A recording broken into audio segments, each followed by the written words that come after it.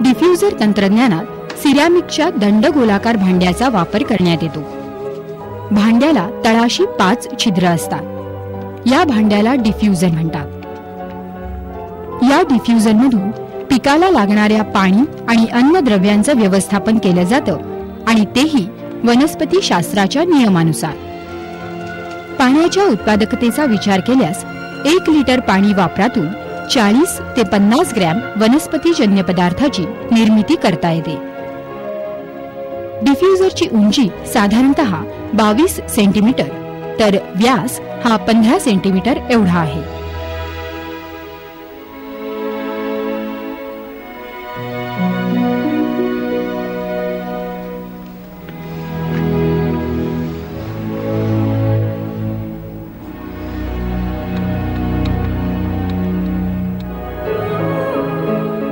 Diffuser 850 degree Celsius एवढ्या तापमानाला भट्टीत भाजून तावून सुलाखून पक्का बनवला जातो. डिफ्यूजर जमिनीत बसवण्यासाठी पिकानुसार त्याची जागा आणि संख्या ठरवली जाते. फळ झाडांसाठी झाडाच्या विस्ताराच्या थोडं आत असे 4 दिशांना 4 डिफ्यूजर बसवले जातात.